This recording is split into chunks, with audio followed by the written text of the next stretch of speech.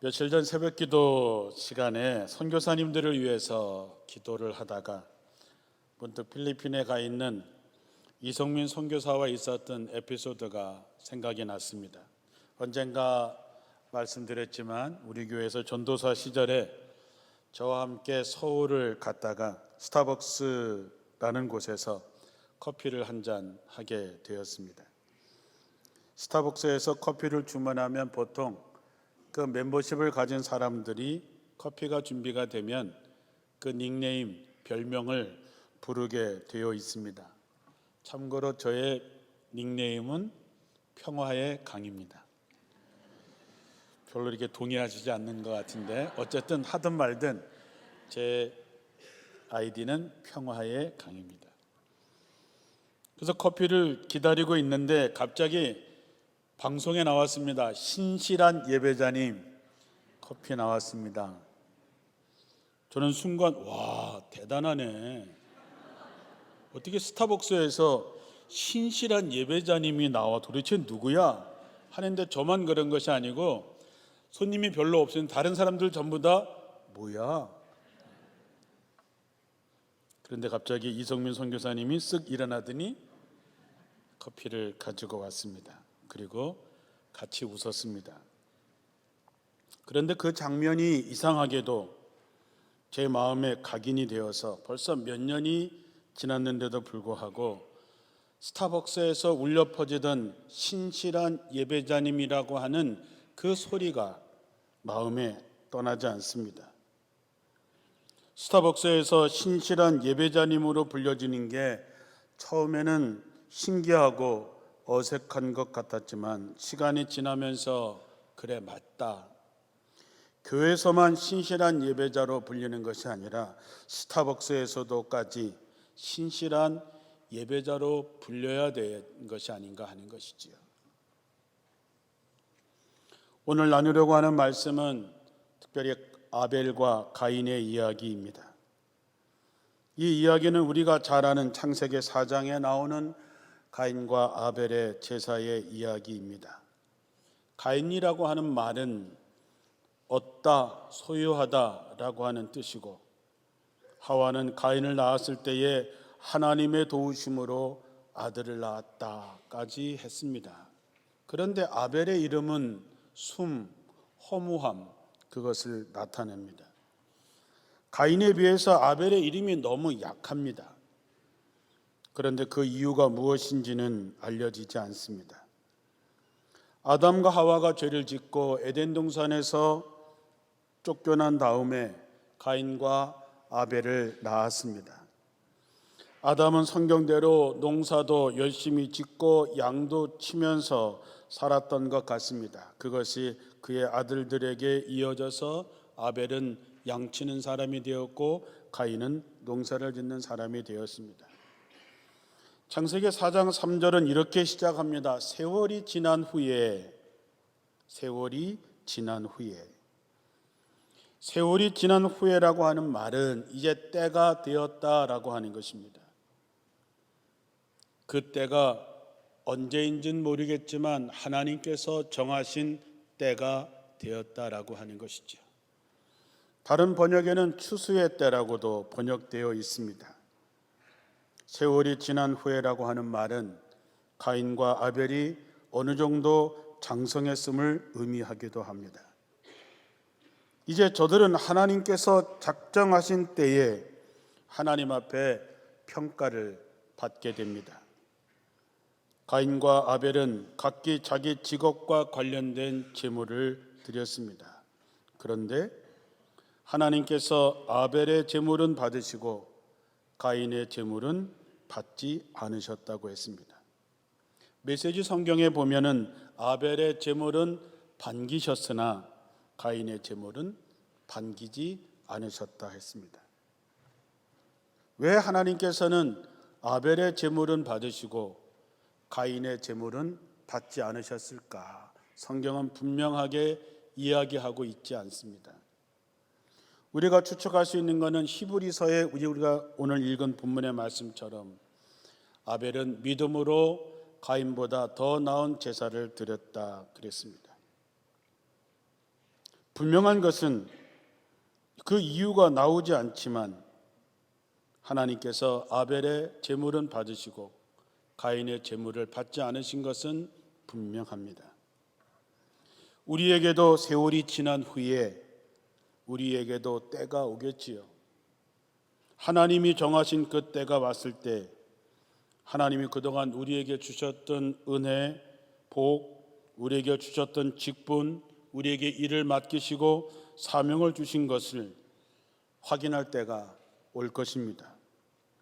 그때 과연 하나님이 여러분을 받아주실까? 안 받아주실까? 왜 하나님께서 받고 안 받으셨을까를 가만히 말씀을 읽고 묵상을 하다가 아하, 그래서 그러셨구나 하는 하나님의 마음을 알게 됩니다. 세월이 지난 후에 가인은 땅의 소산으로 제물을 삼아 여호와께 드렸고 아벨은 자기도 양의 첫 새끼와 그 기름을 드렸더니 여호와께서 아벨과 그의 제물은 받으셨으나 가인과 그의 제물은 받지 아니하신지라. 우리가 주목해야 될 단어는 받으셨다라고 하는 것입니다. 이 받으셨다라고 하는 히브리어의 뜻은 하나님께서 주도 면밀하게 관찰하셨다, 하나님께서 세심하게 살피셨다라는 뜻을 가지고 있습니다. 우리가 오늘 말씀을 가만히 보다 보면은 여호와께서 아벨과 그의 제물을 받으셨으나 가인과 그의 제물은 받지 않으셨다. 왜 하나님께서는 아벨의 제물, 가인의 제물이라고 얘기하지 않고 왜 아벨과 그의 제물, 가인과 그의 제물이라고 했을까?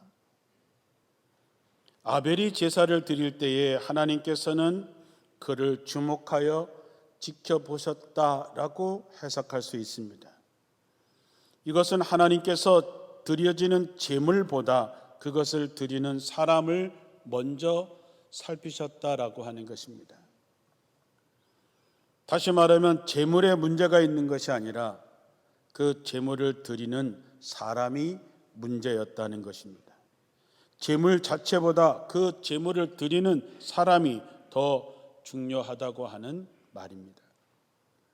제가 좋아하는 말 중에서 무엇을 먹느냐가 중요한 것이 아니고 누구와 먹느냐가 중요한 것이고 누구랑 어디서 사느냐가 중요한 것이 아니라 누구랑 사는 것이 중요하다는 것입니다.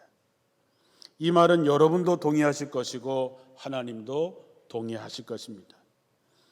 다시 말하면 제물이 무엇이냐 이것이 중요한 것이 아니고 누가 그 제물을 드리느냐가 더 중요하다고 하는 것이죠.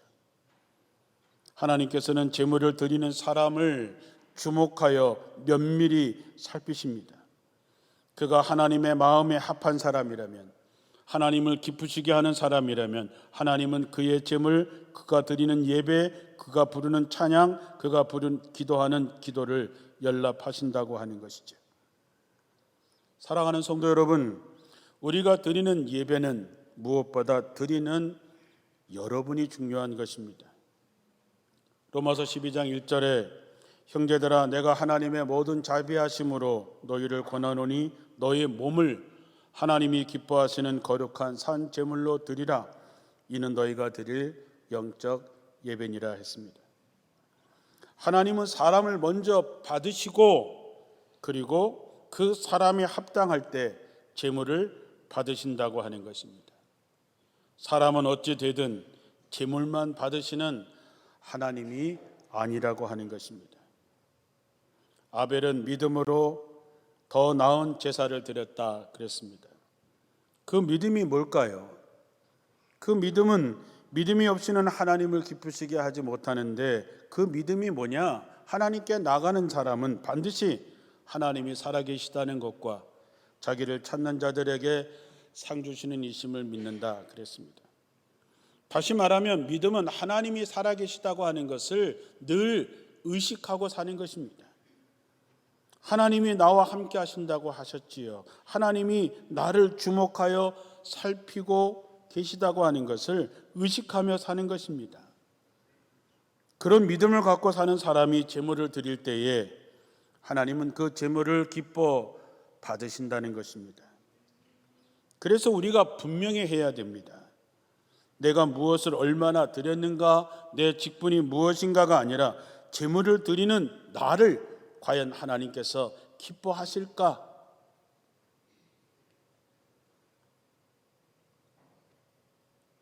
하나님이 우리를 주목하여 살피시고 계십니다. 일주일은 7일이고 시간으로 따지면 168시간입니다. 그런데 우리가 이렇게 예배드리는 시간은 1시간이지요. 그렇다면 167시간을 하나님 보시기에 어떻게 사셨냐 하는 것입니다. 167시간 동안 하나님과 상관없이 자기 마음대로 살다가 오늘 1시간 교회 나와서 나를 받으소서 한다면 하나님께서 기쁘시게 받으시겠냐 하는 것이지요. 가인과 그 제물, 아벨과 그 제물 중에 아벨의 것은 받으시고 가인의 것은 받지 않으셨습니다. 그렇다면 오늘 우리가 드리는 이 예배를 하나님께서 누구의 제물은 받으시고 누구의 제물은 안 받으신다고 하는 것입니다. 누구의 찬송은 받으시고 누구의 찬송은 안 받으시는 것입니다. 누구의 기도는 받으시고 누구의 기도는 안 받으신다고 하는 것입니다. 우리는 나름대로 드렸다고 할 수 있을지 모르겠지만 하나님은 안 받으실 수 있는 것이지요. 이 말씀을 정말 우리가 진지하게 심각하게 자신을 돌아보아야 됩니다. 말라기서의 제사장들과 이스라엘 백성들이 드리는 예배를 놓고 하나님께서는 이렇게 말씀하셨습니다. 말라기 1장 6절서부터 표준 세번역으로 읽어드리겠습니다. 아들은 아버지를 공경하고 종은 제 주인을 두려워하는 법인데 내가 너희의 아버지라고 해서 너희가 나를 공경하기라도 하였느냐? 내가 너희의 주인이라고 해서 너희가 나를 두려워하기라도 하였느냐? 나 만군의 주가 말한다. 제사장들아, 너희가 바로 내 이름을 멸시하는 자들이다. 그러나 너희는 우리가 언제 주의 이름을 멸시하였습니까? 하고 되묻는다. 너희는 내 제단에 더러운 빵을 바치고 있다. 그러면서도 너희는 우리가 언제 제단을 더럽혔습니까? 하고 되묻는구나. 너희는 나 주에게 아무렇게나 상을 차려주어도 된다고 생각한다. 눈먼 짐승을 제물로 바치면서도 괜찮다는 거냐? 그런 것들을 너희 총독에게 바쳐보라. 그가 너희를 반가워하겠느냐? 너희를 좋게 보겠느냐? 나 만군의 주가 말한다. 제사장들아, 이제 너희가 하나님께 우리에게 은혜를 베풀어 주십시오 하고 간구하여 보아라. 이것이 너희가 의뢰하는 일이지만 하나님이 너희를 좋게 보겠느냐? 나 만군의 주가 말한다. 너희 가운데서라도 누가 성전 문을 닫아 걸어서 너희들이 내 제단에 헛된 불을 피우지 못하게 하면 좋겠다. 나는 너희들이 싫다. 나 만군의 주가 말한다. 너희가 바치는 제물도 이제 나는 받지 않겠다. 우리는 오늘 가인과 아벨의 이야기를 넘어서서 말라기에서 나오는 하나님의 경고의 말씀을 듣습니다. 과연 우리가 이 경고의 말씀에서 정말 자유로울까요? 오늘 말씀에 믿음으로 아벨은 가인보다 더 나은 제사를 하나님께 드림으로 의로운 자라 하시는 증거를 얻었다 했습니다. 아벨은 가인보다 더 나은 제사를 드림으로 하나님이 받으셨다 했습니다. 아벨이 가인보다 뭐가 나았을까?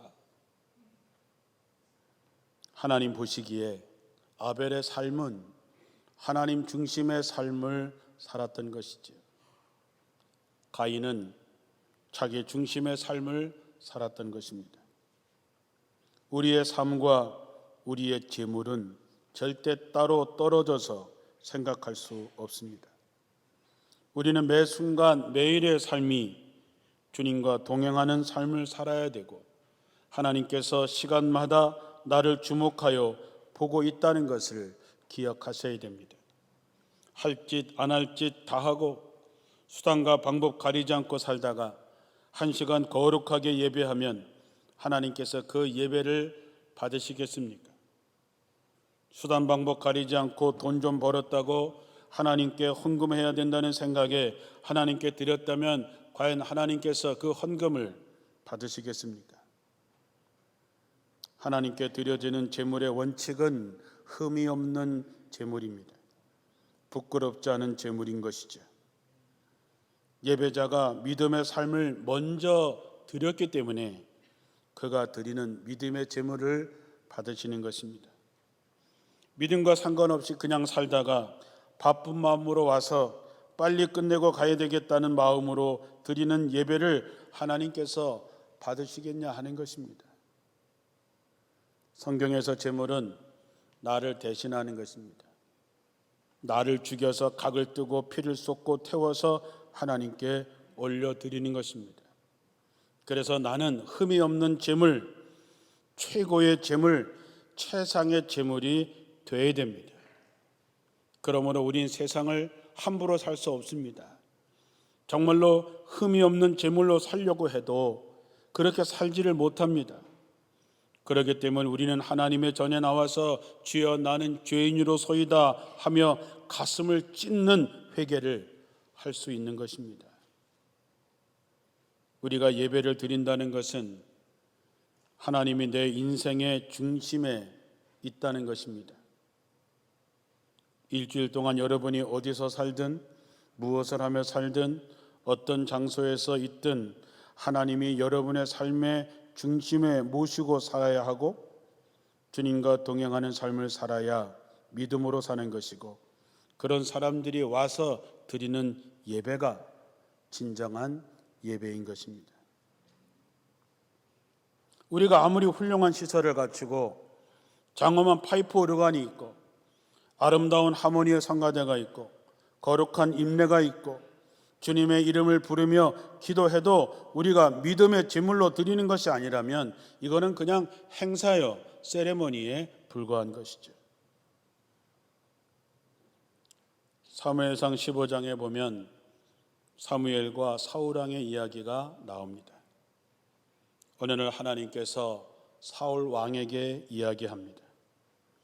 이스라엘이 이집트에서 나올 때에 아말렉이 이스라엘에게 행했던 일을, 길을 막고 대적했던 일을 기억하기 때문에 하나님께서 아말렉을 벌할 테니까 너는 이제 가서 아말렉을 치고 거기에 있는 모든 것을 다 진멸하라고 얘기합니다. 남녀노소, 소떼, 양떼, 나귀, 낙타 무엇이든지 단 하나도 살려놓지 말라 얘기합니다. 사울 왕은 하나님의 말씀대로 아말렉과 싸워서 대승을 거두지만 하나님의 말씀대로 하지 않습니다. 그는 먼저 아말렉의 왕 아각을 사로잡습니다. 하나님께서는 모조리 다 죽이라고 했는데 왕을 살려놓습니다. 뿐만 아니라 양떼와 소떼에서 가장 좋은 것들, 가장 기름진 짐승들, 어린 양들과 좋은 것들은 무엇이든지 아깝게 여겨 살려놓습니다. 그리고 쓸모없고 값없는 것들만 골라서 죽입니다. 하나님의 말씀을 저버린 사울은 무엇을 했을까요?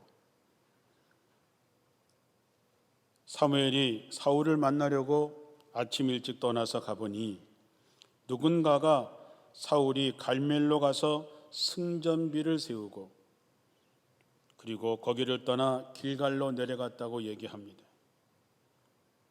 하나님의 말씀을 따르지 아니한 사울 왕이 한 것은 자기를 위한 승전비를 세우는 것입니다. 하나님께 감사의 제사를 드렸다는 기록이 없습니다. 자기를 드러내는 것이지요. 사무엘이 하나님의 음성을 듣고 사울 왕을 찾아갑니다. 그랬더니 사울이 그를 보고 인사하면서 뻔뻔하게 이렇게 얘기합니다. 주의 복을 받으시기 바랍니다. 나는 주의 명령대로 다 했습니다.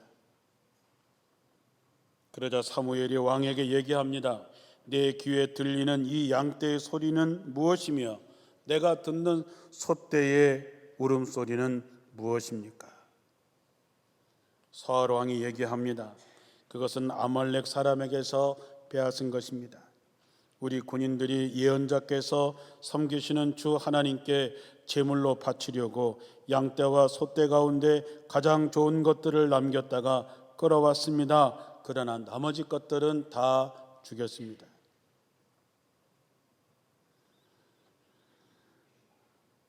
사무엘이 사울에게 이렇게 얘기합니다. 닥치시오. 지난밤에 주께서 나에게 말씀하신 것을 내가 알려드리겠습니다. 왕은 스스로 하찮은 사람으로 생각했던 그때에 주께서 임금님께 기름을 부어서 이스라엘의 왕을 삼으셨습니다. 그래서 임금님은 모든 지파의 어른이 되었습니다. 주께서는 임금님이 전쟁터로 보내시면서 저 못된 아말렉 사람들을 진멸하고 그들이 다 진멸할 때까지 싸우라고 하셨습니다. 그런데 어찌하여 주께 순종하지 않고 약탈하는 데만 마음을 쏟으면서 주께서 보시는 앞에서 악을 행했습니까? 사무엘은 뻔뻔하게 얘기합니다. 나는 주께 순종했습니다. 주께서 보내시는 대로 전쟁터에 나갔고 아말렉 왕 아각을 잡아왔고 아말렉 사람도 죽였습니다. 다만 우리 군인들이 전리품 가운데서 양떼와 소떼는 죽이지 않고 길갈로 끌어왔습니다만 그것은 예언자께서 섬기시는 주 하나님께 제물을 바치려고 진멸한 짐승들 가운데 가장 좋은 것들로 골라온 것입니다. 뭔가 말은 그럴듯하지요. 가장 좋은 것으로 골라서 하나님께 예배 드리려고 제물을 드리려고 갖고 왔습니다. 이 말씀을 읽다가 다만이라는 말이 마음에 걸립니다. 사울 왕은 하나님이 기름 부어 세운 왕이었습니다. 그러나 사무엘이 이렇게 얘기합니다. 하나님께서 어느 것을 더 좋아하시겠습니까? 주의 말씀에 순종하는 것이겠습니까? 아니면 번제나 화목제를 드리는 것이겠습니까? 잘 들으십시오. 순종이 제사보다 낫고 말씀을 따르는 것이 수양의 기름보다 낫습니다. 하나님의 말씀을 거역하는 것은 점을 봐주는 것과 같고 고집을 부리는 것은 우상을 섬기는 죄와 같습니다. 임금님이 주의 말씀을 버리셨기 때문에 주께서도 임금님을 버려서 왕이 되지 못하게 하셨습니다. 신앙에 다만이라고 하는 말은 없습니다. 하나님은 가장 좋은 것으로 골라서 갖고 온 제물을 받으시는 것이 아니라 하나님의 말씀에 순종한 사람이 드리는 것을 받는 것입니다. 아마도 모든 것을 다 진멸하고 하나님께 제사를 지내면서 드릴 동물이 없어서 짐승이 없어서 하나님 모든 것을 다 죽여서 드릴 것이 없어서 죄송합니다 했었더라면 하나님은 그것을 더 기쁘게 받으셨겠지요. 우리가 드리는 예배는 형식이 중요한 것이 아닙니다. 우리 교회도 1부, 2부, 3부가 다 다른 세 가지 형식으로 예배를 드릴 것입니다. 지구상에 드려지는 예배 형식은 다 다릅니다. 그러나 예배의 내용은 하나님이 원하시는 예배여야 된다는 것이죠. 마태복음 5장 23절에 그러므로 예물을 제단에 드리려다가 거기서 내 형제에게 원망 들을 만한 일이 있는 것이 생각나거든 예물을 제단 앞에 두고 먼저 가서 형제와 화목하고 그 후에 와서 예물을 드리라. 오늘 예배를 드리는 우리 중에 이 말씀대로 한다면 우리 중에 과연 몇 사람이나 이 자리에 남아있을 수 있을까요? 우리의 믿음이 어떤 믿음입니까? 네, 용서하겠습니다. 화해하겠습니다. 다만 그놈은 안 됩니다. 다만 내게 와서 용서해 달라고 하면 하겠습니다. 다만 시간이 좀 지난 다음에 하겠습니다. 신앙에서 다만이라고 하는 것은 하나님의 뜻이 아닙니다. 하나님께서 용서하라고 했기 때문에, 하나님께서 사랑하라고 했기 때문에, 하나님께서 화해하라고 했기 때문에 그를 용서하려고 하는 것입니다. 얼마나 마음이 아플까? 내게 그렇게 상처 준 사람을 용서하라고 해서 용서하기가 얼마나 힘들까?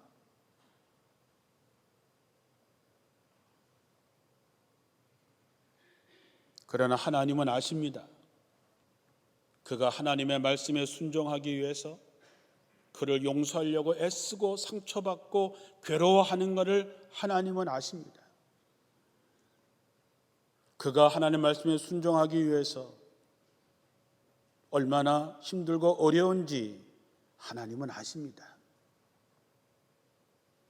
그래서 하나님은 그가 드리는 예배, 그가 드리는 기도, 그가 드리는 찬송을 받으시는 것입니다. 우리가 어디에 있든지 하나님의 중심으로 사는 자가 신실한 예배자가 되는 것입니다. 가인과 아벨의 차이는 재물의 차이가 아니라 하나님이 면밀히 살펴보았을 때에 아벨은 받으시고 가인은 거절하신 것입니다. 하나님은 오늘 우리들의 살아가는 모습을 주목하여 지켜보십니다. 과연 나는 신실한 예배자로 하나님께서 이것을 받으실까? 신실한 예배자란 나는 죽고 하나님만 드러나게 하는 사람입니다.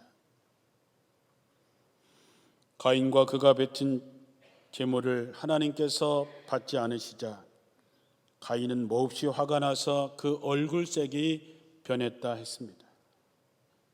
하나님이 말씀하시죠. 어찌하여 화를 내? 너 이렇게 승질을 내? 네 얼굴색에 변하는 까닭이 뭐야? 네가 올바른 일을 하였다면 어찌하여 얼굴을 펴지 못하느냐? 그러나 내가 올바르지 못한 일을 하였으니 죄가 너의 문에 도사리고 앉아서 너를 지배하려고 하니 너는 그 죄를 잘 다스려라. 정말로 가인이 하나님 중심의 사람이었다면 하나님께서 자기의 제물을 받지 않으셨을 때 충격을 받겠지요. 하나님, 제 것을 왜 안 받으셨습니까? 하나님이 말씀하시겠지요. 너 이렇게 살아서 그래. 너 그래서 이렇게 살아야 돼. 이렇게 살면 내가 그것을 받아줄게. 네, 죄송해요. 내가 그렇게 살겠습니다. 회개하고 돌아서면 끝날 일인데. 가인은 자기 중심의 사람입니다. 내 걸 안 받으셨다고요?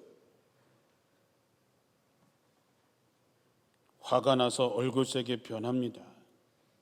하나님이 분명히 말씀하십니다. 야, 네가 올바른 일을 했다면 내가 왜 안 받았겠어? 네가 올바르지 못한 일을 하였으니 내가 안 받은 거야. 성질내지 말고 죄가 네 문 앞에서 너를 지배하라고 하니 그 죄를 잘 다스려. 죄가 너의 문 앞에 도사리고 있다는 말은 맹수가 먹이를 사냥하려고 엎드려 있는 모습을 말합니다.